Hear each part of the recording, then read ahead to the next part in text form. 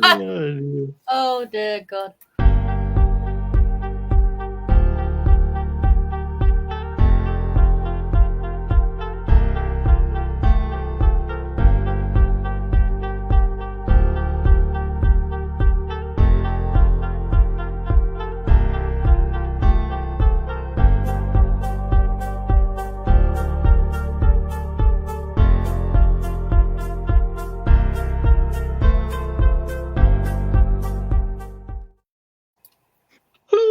Hello, everybody.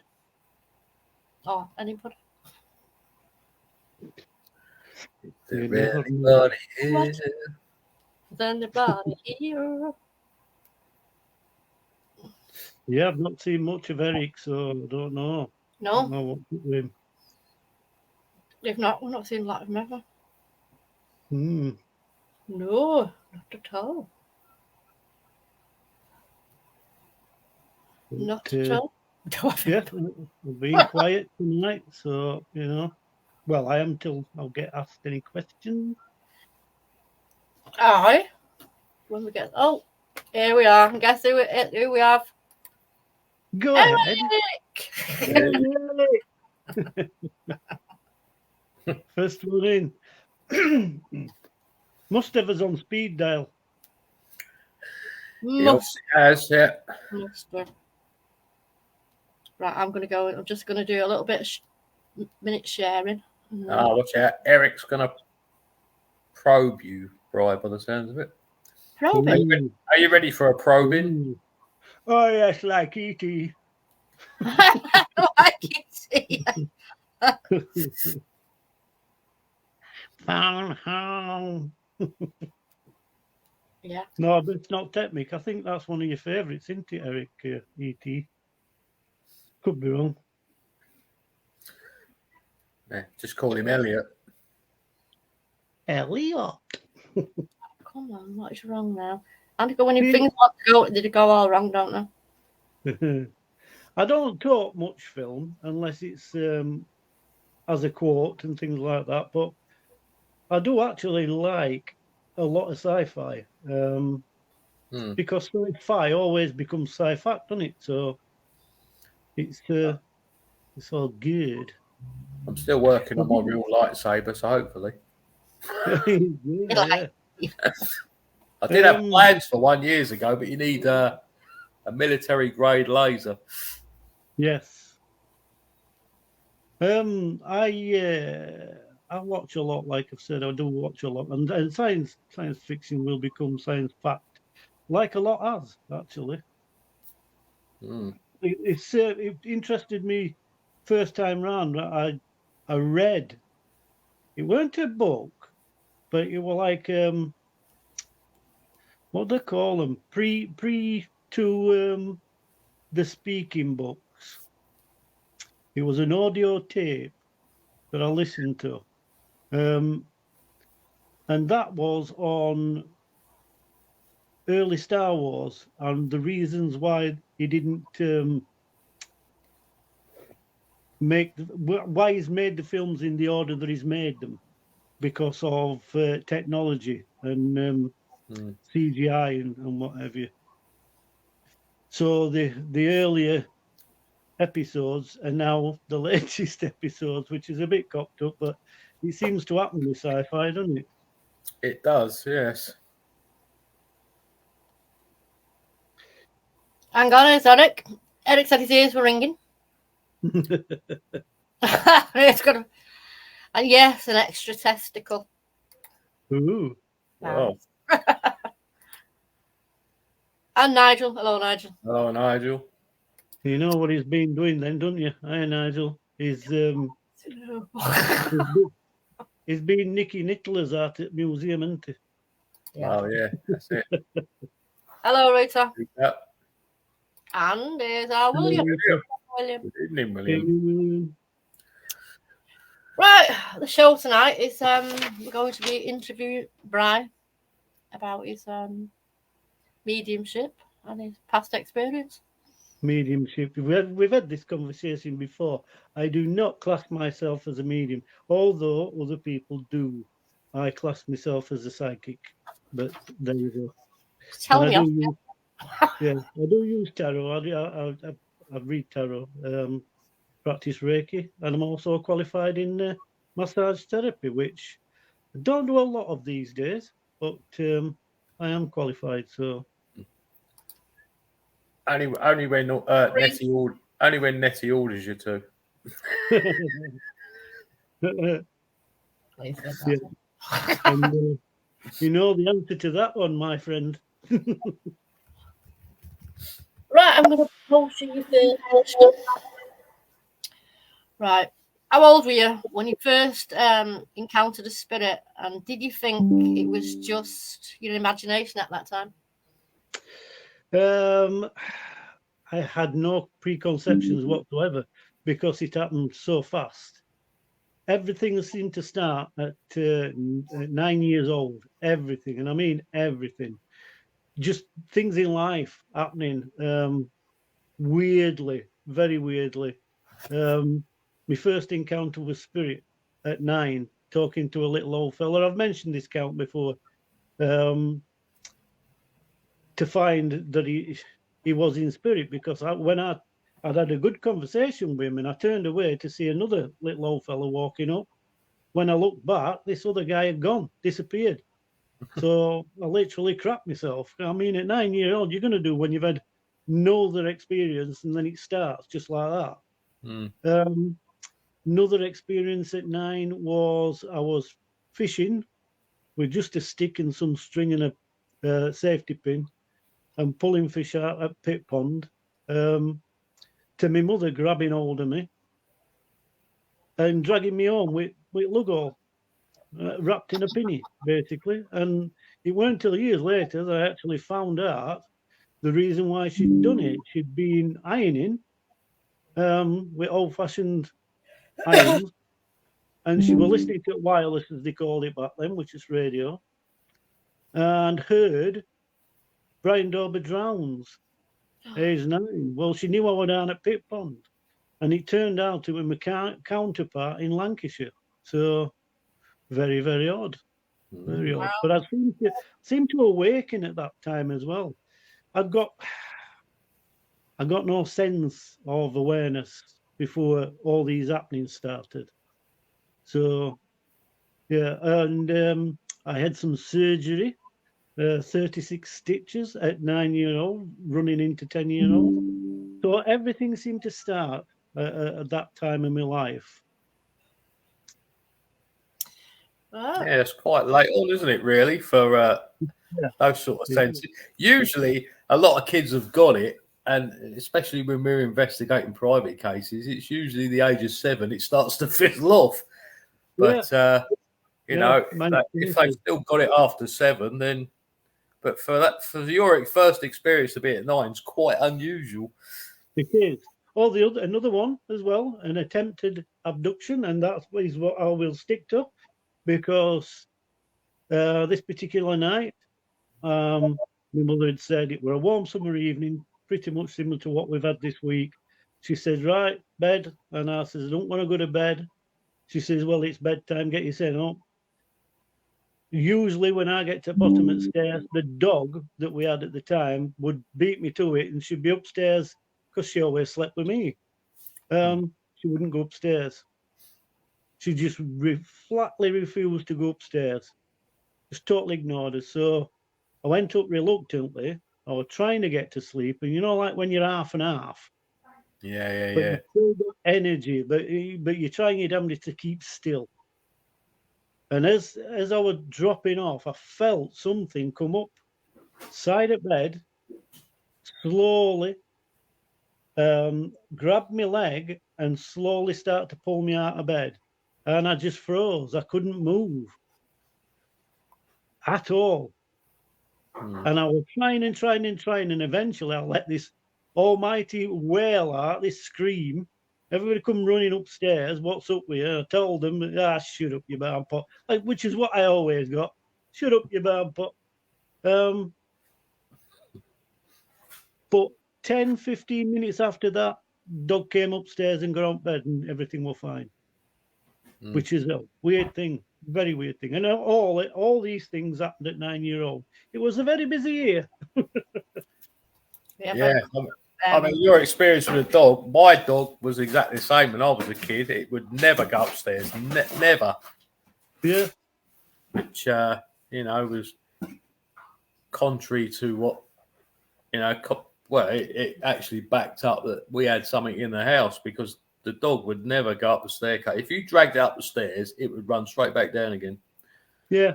So one reason why I've always taken, notice of how animals react.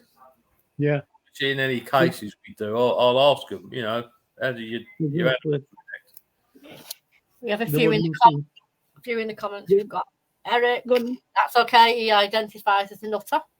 You're not alone there, mate. Irene Akiko. Hello, Irene. Hello, Irene. And she says, hi from Spooky Japan Podcasts. Howdy. And then she says, got to go to bed now, just saying hi. Good night, Irene. That leads to the next question. What was your family's reaction when you started telling them about you seeing ghosts and spirits? Well, to be totally honest, as a child, I was very highly strung, very nervous kid. So a lot of things that I used to see, as I said, that was it. My mother's favourite word was "shut up, your barn pot," and that's all I used to get. There were only my eldest sister that, for some reason, she used to not agree but not disagree, and she always comforted me and seemed to understand. And it weren't until years later that I found out, weirdly enough, that the next sister to me, our Carol, she'd got abilities. Our Susan, nothing. She's straight on John Bull. She doesn't believe in anything like that. But my eldest sister, our Christine, she swears to God even to this day that she saw fairies at Bottom Garden. Oh. Which is why I always had that interest for that Cottingley fairies near Bradford, because it seems to ring true with me sister. But I've seen all sorts, and I mean, also I can't explain them. I couldn't explain them. I tried. I used to tell me mum all sorts. You just shut up your barn pot. That's all I ever got. I remember one day I was studying yard, and I looked up, and all I could see from beginning at sky to end at sky were aeroplanes, old-fashioned Lancaster bomber type aeroplanes, covered sky, and I could hear them.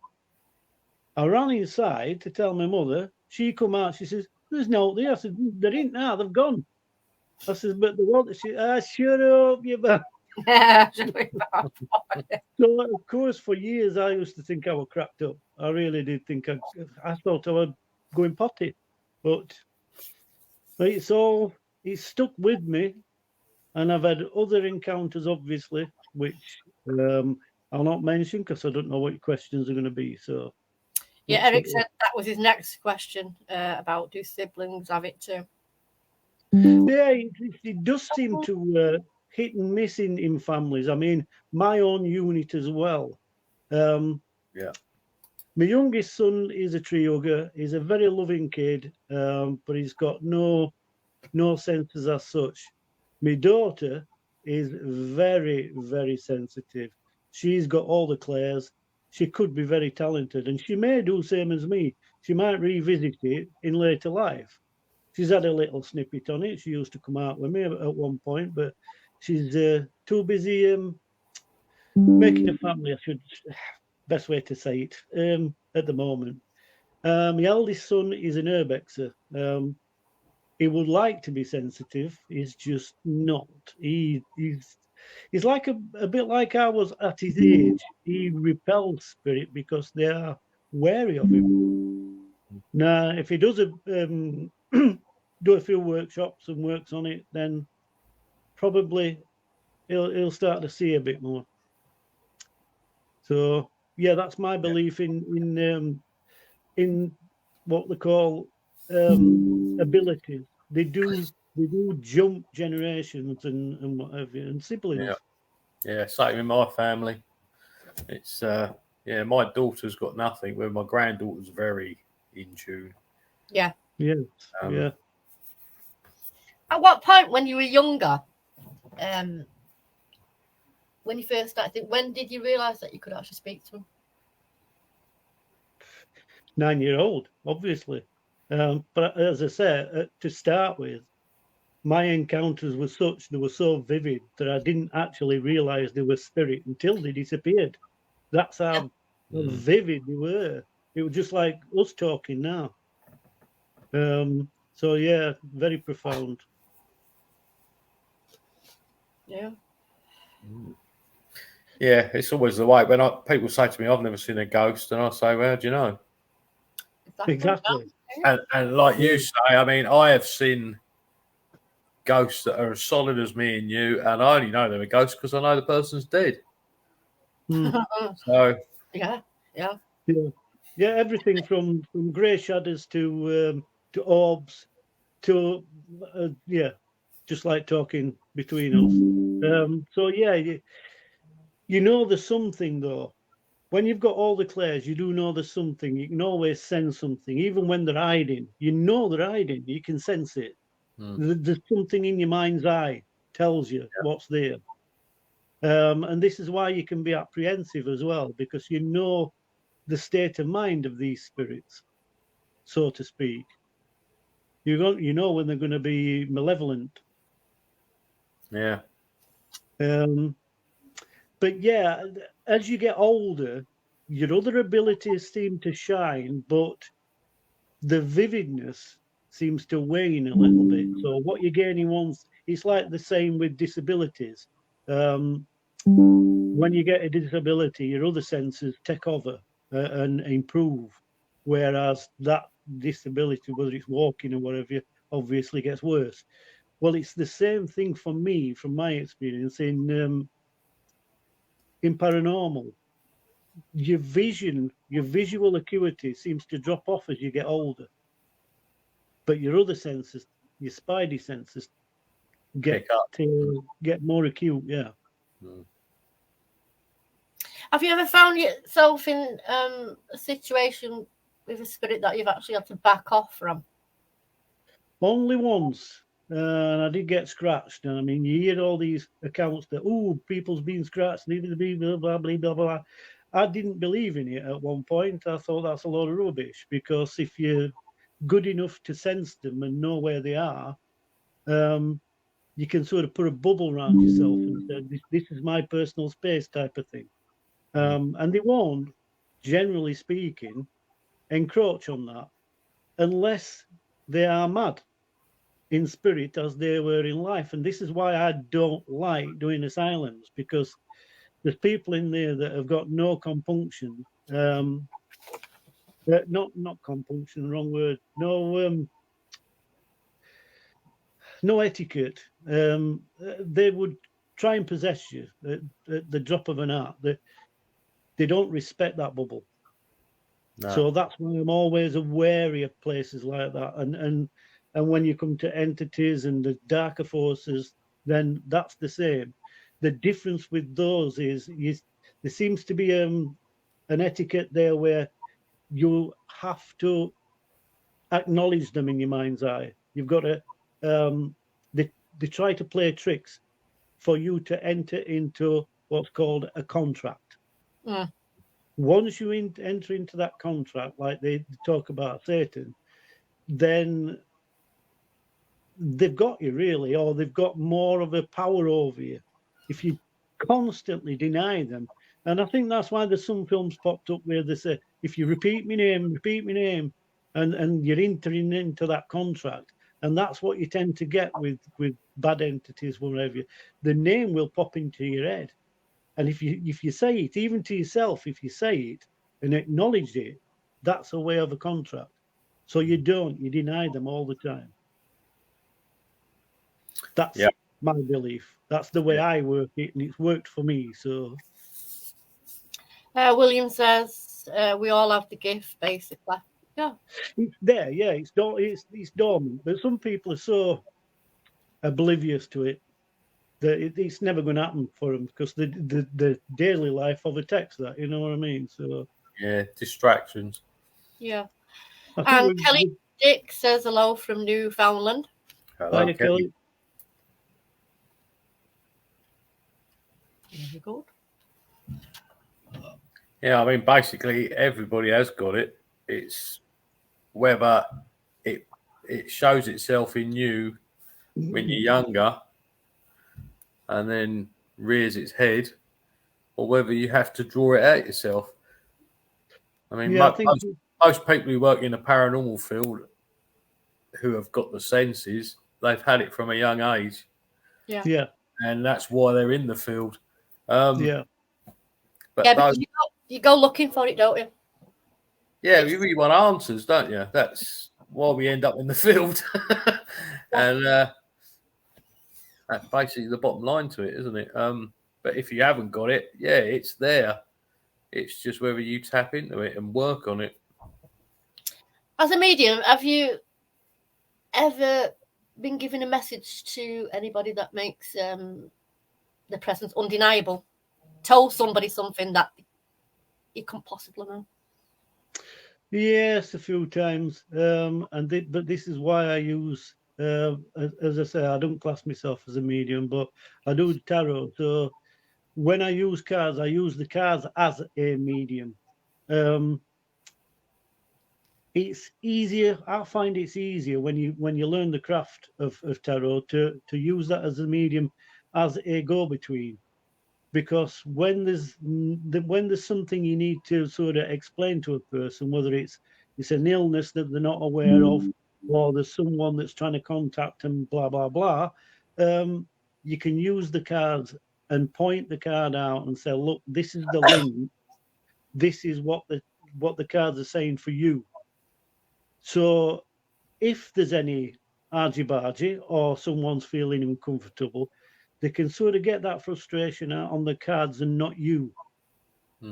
Using the cards as a go-between. Because it can happen. Some people, they're wanting knowledge, but they want to hear what they want to hear. Yeah.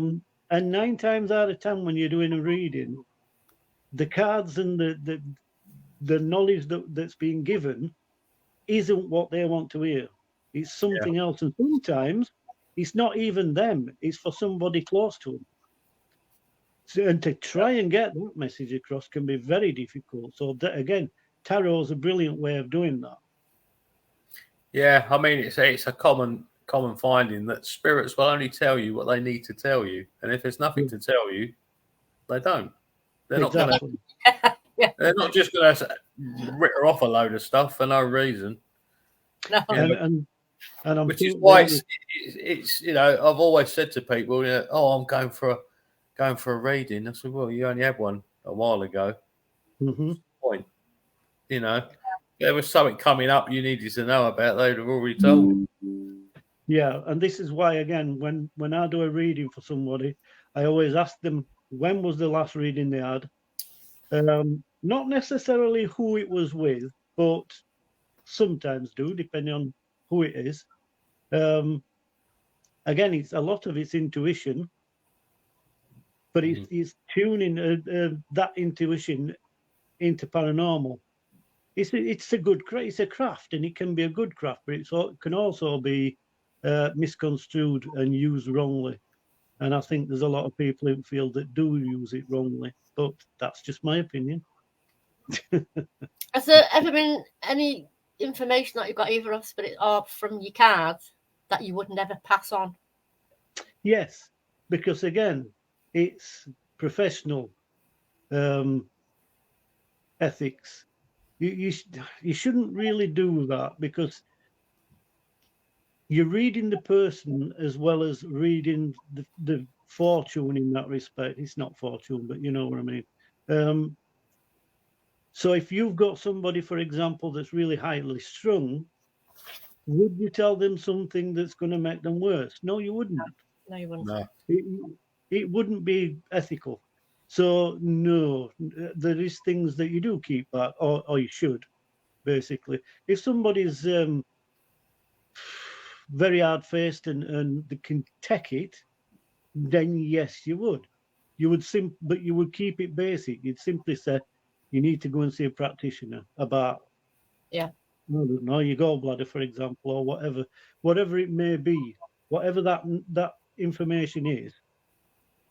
I will always try to come out with something in a roundabout way, and ask them to refer to the cards. Because the way my card works, they're on a mat, so you can take a picture afterwards and remember what's being said. Yeah. Because it's an everyday picture and an everyday word. It's none of these oracles and mermaid cards that are all like that. It's a very good system. Works on power of 3. So you can refer to that. And I will give them a hint in every, because it's past, present, and future. Yeah. The past gives me an insight into them as a person and what they've gone through. This is where I find out about the personality and whether they can take it or not. The present is self-explanatory. It's what's going off in their lives at the moment. And then the future it's like the branch of a tree. There's so many roads that you can choose, and I will give them the best one possible. And it's up to them whether they like it and want to follow it. And if they don't, it's like having your breakfast every morning. Say you're a stalwart for having porridge every morning. Do something different, and it will break that cycle, and it will put you on another path. Yeah. You know, so that's the way that my cards work. Yeah, in a different. Yeah. Mm-hmm. We have a couple of comments. Go ahead. Kelly Dick says, "Spirit, tell how it is, not as it wants it to be." Yeah. Yeah. Exactly. Yeah. Exactly. Go on. Eric, and that's the difference between what the information and expected the information. Like telling someone their house isn't haunted and then they're mad at you because they believe it is. Well, yeah. But that's the craft, and that is the good and bad of a practitioner.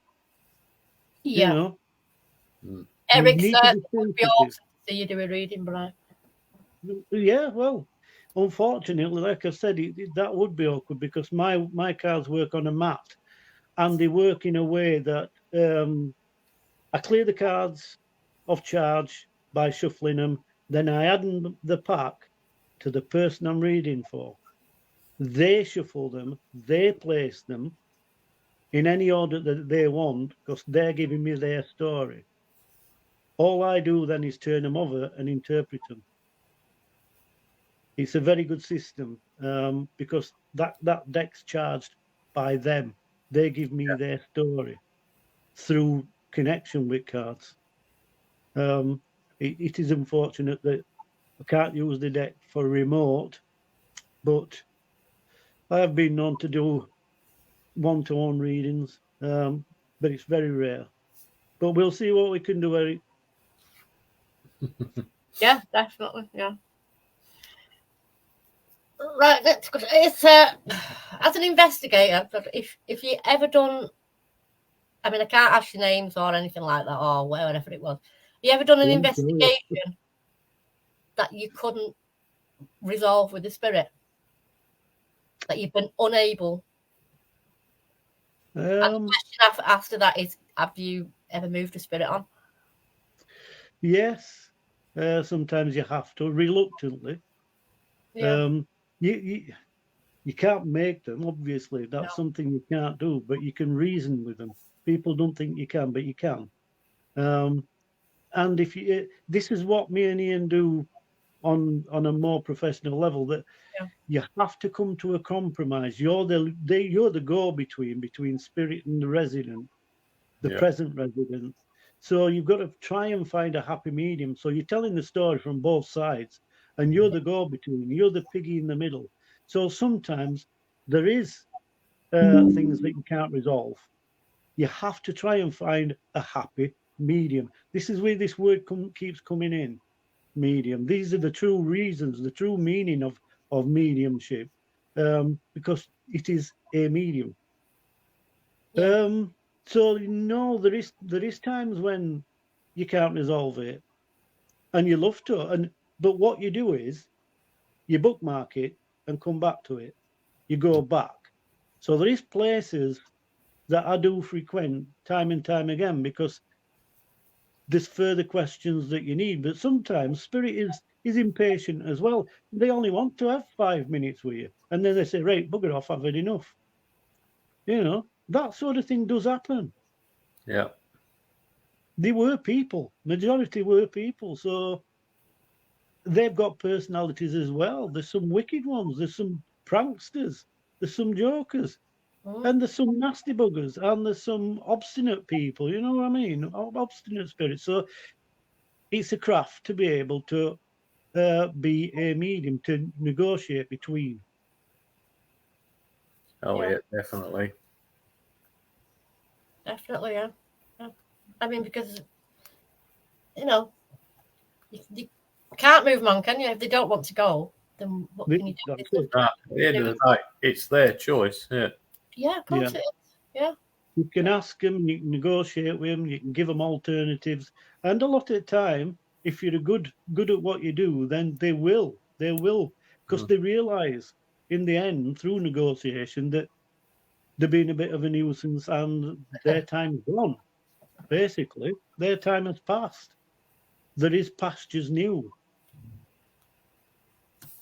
Getting that message across a lot of the time.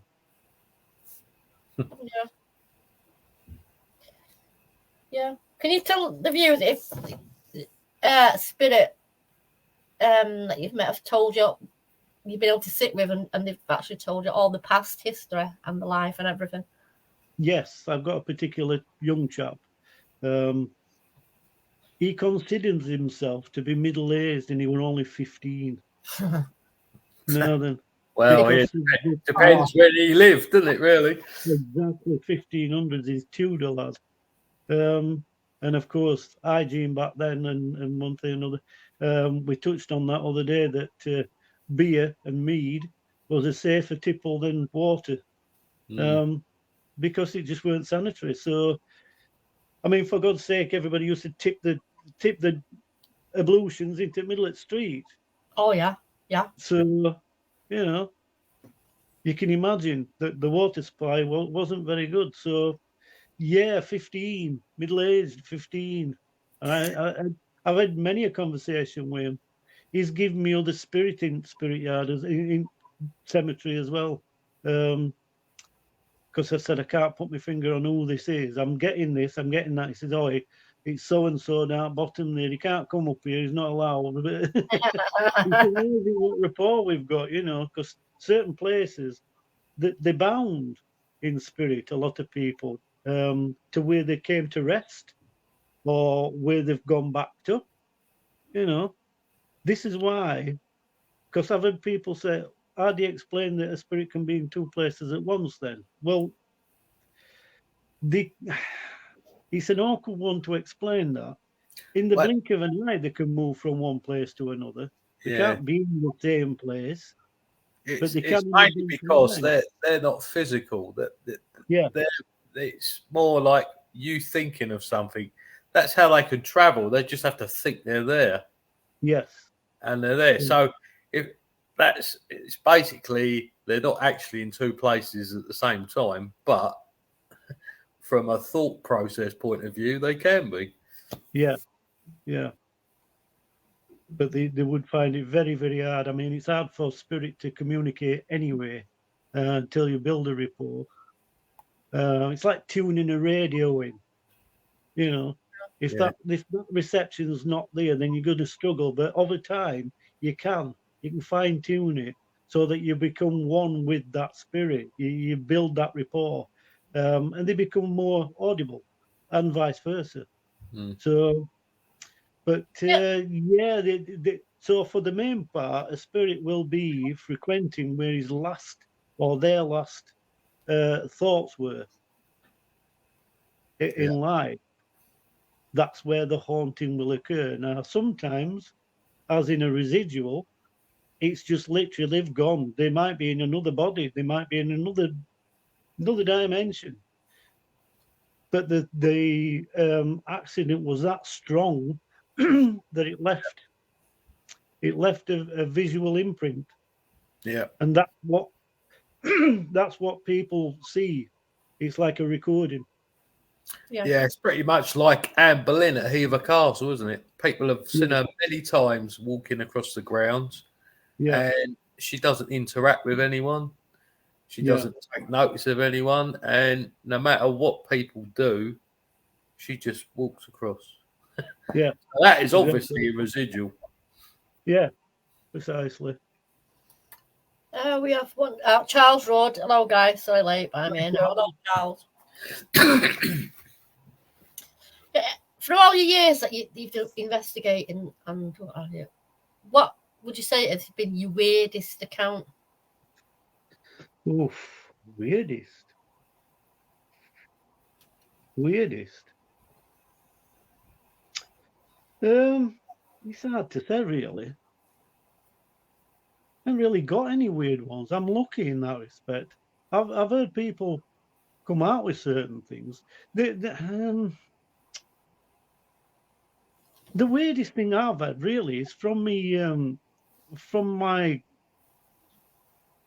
guide, or what people class as a guide, because I think people blur the lines between a guide and a guardian angel. They're two separate entities, and most people have got two. Some people haven't got any, but I'm lucky to have both. Usually, your guardian angel is a member of family past. Yeah. Somebody that's looking out for you from your family or ancestry, whereas your guardian angel could be anything, could be a tree. Mine, luckily, is a guy called Hearn. So I'm lucky in that respect. And some of the interaction that he's had with me, out of the blue, he tends to step in when there's quite nasty entities, as i.e., our friend here, Mr. Varro, has an interest with someone, and we've recently discovered that is his guide. Yeah. Oh. Well, one of them, yeah. Yeah. So, yeah, you may go through life and not ever meet your guardian. Yeah, William wants to know if you've heard of Doris Stokes, Brian. Yes. Yeah. I think most people that's avid paranormalists will have heard of Doris. I think she's probably the most well-known medium in the UK, isn't she? So yeah, one of them. Yeah, I have met them. You ever come across non-human spirits? Yes, and this is usually when my guide steps in, as I said. If there's something untoward, or what I've encountered mimics a few times, what I would class as a mimic, which tend to be entities. They tend to pretend to be somebody or something that they're not, to dupe you, to lure you into a contract, basically. So yeah, my guide steps in to sort of warn me. Yeah, down this way, I've come across a few elementals, but that's not surprising. No, it's not. Charles said he believes he was born an old soul. Yeah, that's a nice expression as well. Yeah. It is. Yeah, I mean that says when someone's born an old soul, that usually says to me that they hadn't achieved what they needed to in the previous. Yes. Yeah. So reincarnation. Yeah. I don't know how many times you've been here, but so far I found out through the guy that is a Dutch guy, isn't he? What they call it? I always forget his name. He's the only one that's ever given me a reading that's been spot on. He's been a guest of Viv Dan's, the Dutch fella. He's very, very good. I think I know what you mean. I can't remember his name. He's good, isn't he? Oh, he's fantastic. Yeah. I asked him how many times I've been here, and he, just like that, he said at least 7. Well, I knew to 4, so there's another 3 I'm looking for. Yeah, I've not even looked into that. No, some people are though. Some people are reborn, and some people aren't again.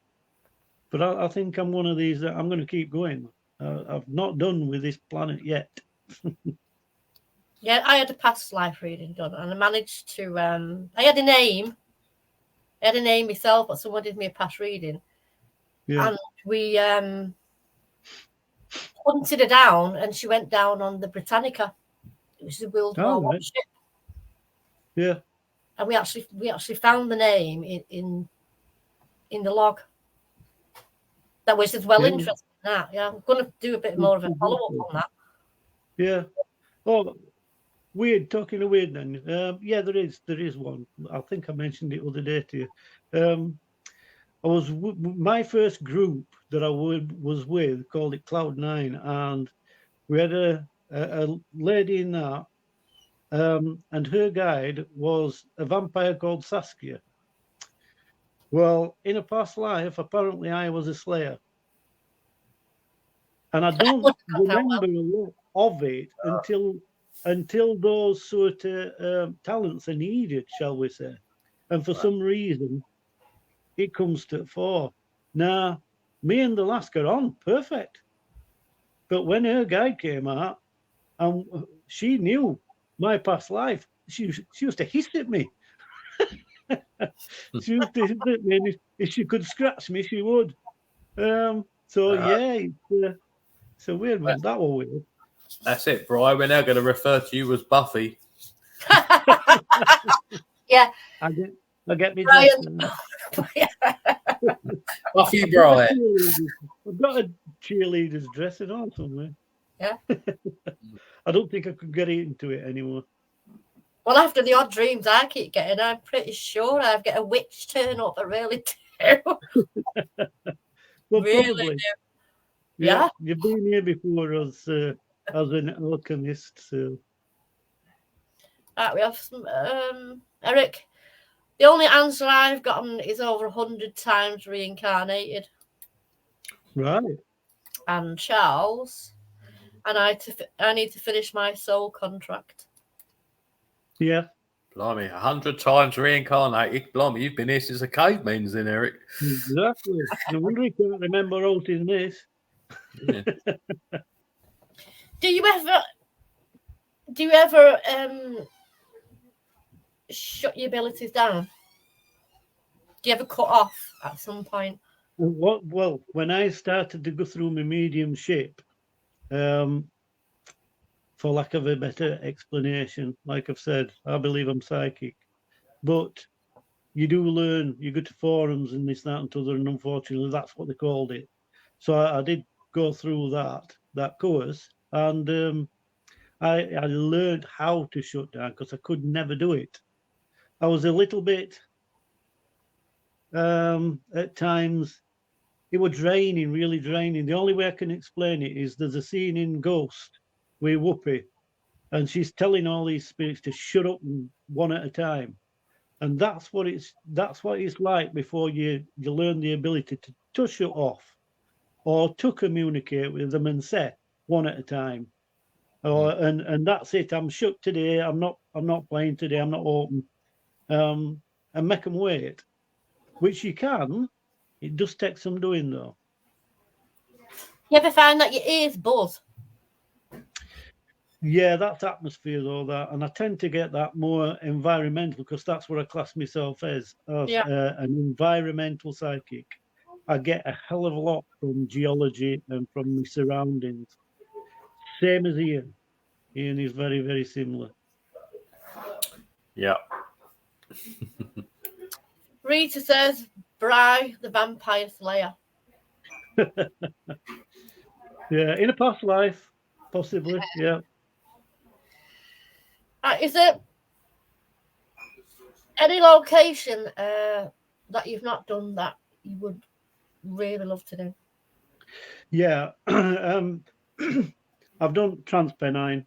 I would love to do John O'Groats to Land End. So, yeah, the two locations, either end at country, I would love to do.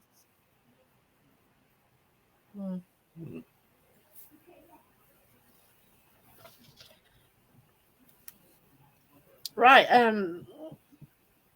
When did you realise that you could do Reiki? Oh, what right. set that off? How did you know? It came about when I first started with my first group, Cloud9. I went to I didn't know it was a massage parlor at the time, but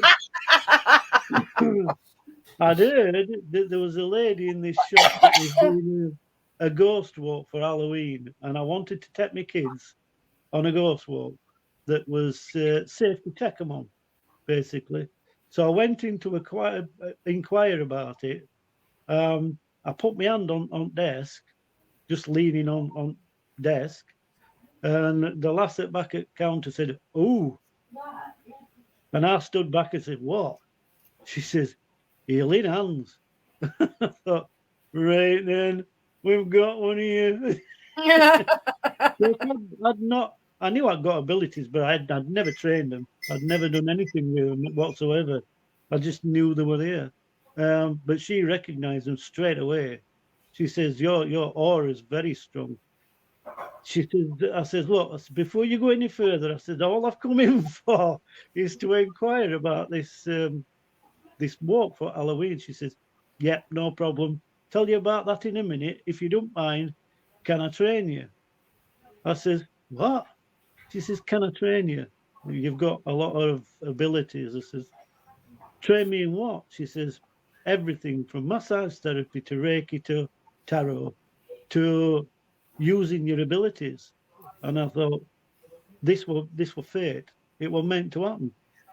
So from that, I learned all the arts of massage therapy, Reiki, and tarot, and opened my abilities up. And that was in a place called Cloud9, and a holistic therapy shop. But they sold trinkets. They sold everything from like candles, oils, crystals, you name it. Yeah. It's weird how things like that happen, isn't it? Because it's just sort of seems that there's a lot of stories like that where people have just gone in and something's happened like that, and it just opened up, hasn't it? Yeah. Well, that was my start to me true journey back into paranormal, because I tried to avoid it through my teens and early 20s. It weren't until I split up, as I say, and I went into inquire about this walk that it opened back up, literally opened back up for me. We'll make note, test that out.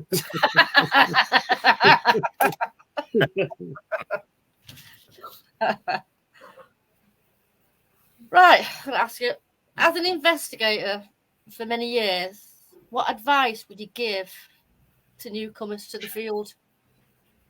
Don't watch shows. Don't watch paranormal shows, for God's sake. No, it's not as simple and black and white as what they make it out to be. What I would suggest is do some meditation, do some workshops, some spiritual workshops, go to a church, and learn the craft through that, really. But only good ones, because there's good and bad in everything. So find a good one. Eric wants to know, did it have an happy ending? Which bit? We can't tell you that because we've not tried it. The shop one, no, because the shop shut, unfortunately. After me and another colleague got the damn thing shop back on market, sort of thing. She was failing for business, but between us, we got it going. And it was quite good for a time. But rates and everything else, red tape, it was inevitable. The group, the paranormal group, carried on for a little while, and then people got in there that wanted to be chiefs, and it didn't work. So yeah, all chiefs, no Indians. Yeah, that folded. There were too many on us, really. There were about 9. Ended up being 9 of us. Too many. William says, I would suggest going to church unless you want to be saved. And that's sacred. Oh, you wouldn't suggest. Actually, spiritualist churches tend to be Methodists and things like that. So it's not the same thing. Spiritualism isn't Bible bashers, for lack of a better explanation. They're not the same thing at all. It's a totally different entity. Yeah, definitely. I find it difficult to go to one of them, spiritualist church. Yeah, you would do, being a witch. Yeah. Notes again. Do you find it very hot? Oh, why can't I get through this hallway? Yeah. Brackets, pain. Oh, it's really hot in here.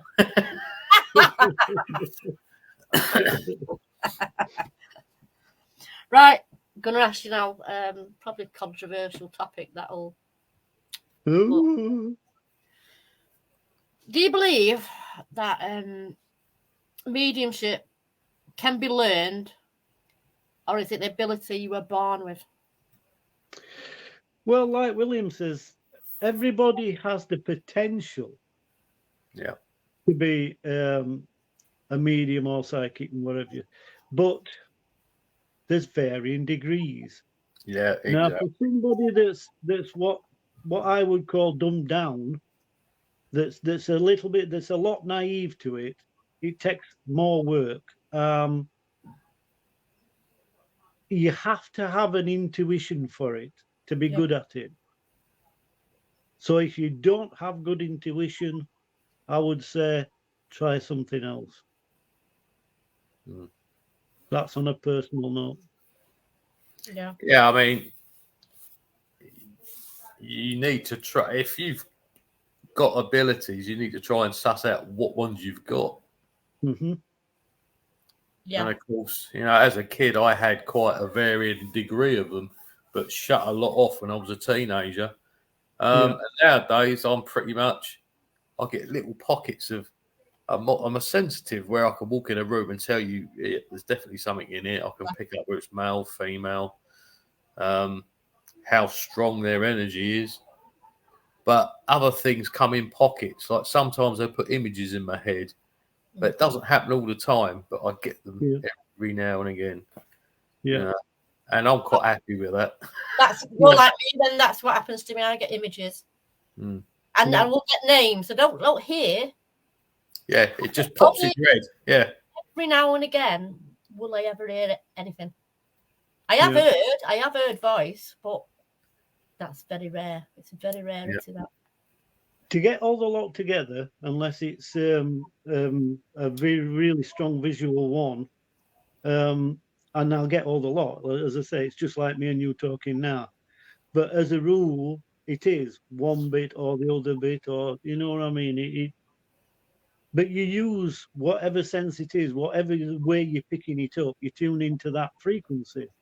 There's the word. Yeah, I think that's where a lot of people struggle as well, isn't it? Yeah. That's a downfall, just being able to tune into that one. Yeah, because that's the craft. Yeah. It just doesn't happen automatic. You have to learn it. No. And this is why I would say go to a spiritualist workshop. I'm not on about circles. That's a different matter, because that's when you fine-tuning your ability. To start with, you need to do a workshop. You need to do all the different genres to see which is your forte. Because what you might think is an clairaudient, it might not be that at all. It might be another one. It's just that it was your preference. You need to find out what your forte is in the field and then work on that. Yeah, I mean, you do get cases where I've been at an investigation and we've actually had an AVP, which everybody hears. So then people in the room automatically assume they're clairaudient. Yeah. No, you all heard that. Exactly. That's my point.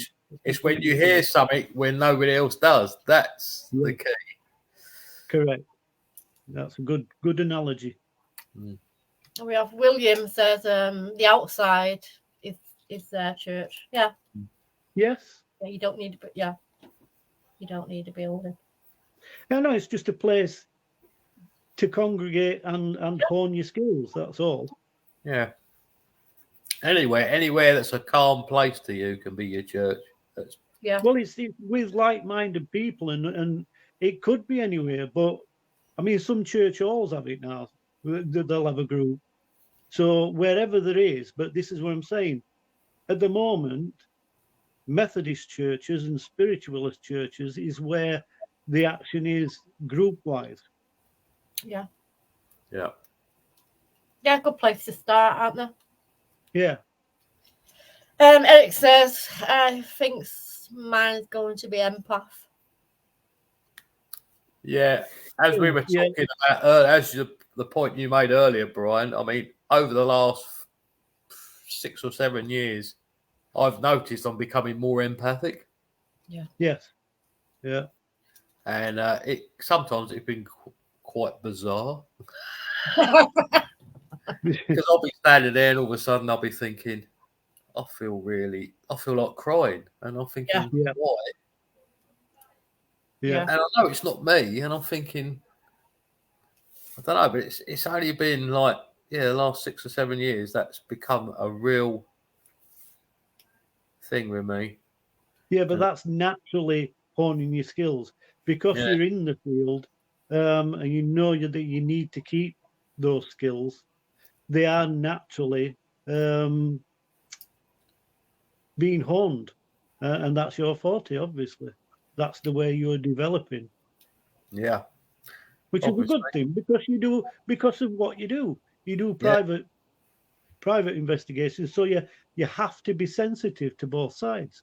Yeah. So of course, to be an empath is brilliant. Yeah. Yeah. You've got to have some feelings. You've got to be able to pick it up, haven't you? Yeah. Yeah. Because what you can't be told, you can feel. Basically, that's what you need to do. Yeah. Yeah, it's another way of getting that over, isn't it? No good talking lovey-dovey to a poltergeist, you know what I mean? Snap. You've got to treat anger with anger. You've got to be rough with them because they don't understand any other language. So you have to be forceful but understanding at the same time. Yeah, exactly. But you're understanding for your client. So you turn in one side and say, I'm sorry. Well, yeah, shut up. I mean, on many cases, I've had to, you basically have to stand your ground, and it's not taunting. You have to be forceful. Yeah, and it's making your point and sticking to it. And they then respect that when you do it. You might have an argument on your hands, but at least you're standing your ground. Yeah, and all these things are explained to your client before you start, because you could look a bit schizophrenic otherwise. Yeah,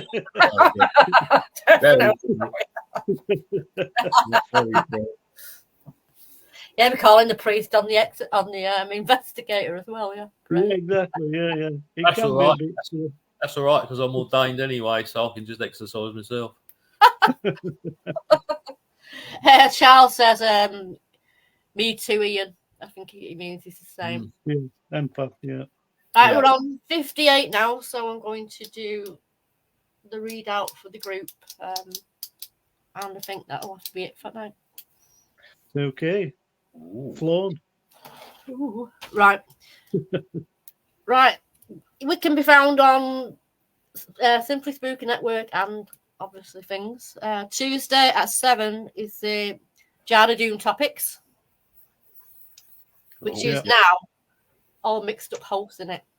Yeah, it's Ian's turn, I think. This my turn Tuesday, Yeah.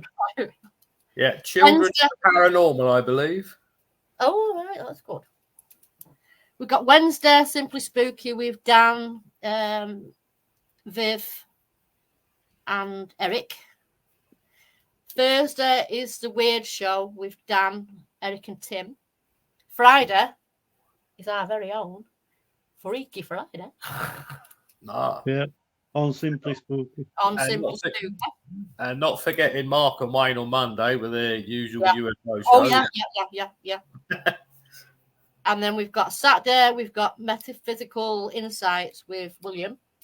Yep. Yeah. And Sunday, us here on Shadows and Lights. And that's it, I think. Yep. Is there any last questions, guys, before we tootle off? Yeah, we got one from Rita. Awesome show. Thank you, Rita. And with that, we've reached 8 o'clock, so we have to. Oh, for those who the bell tolls. Thanks for anyone who came in. We much appreciate it, and hope to see you next week. So, Yep. For me. Good night, guys. Yep. Bye for now. Bye-bye. Bye.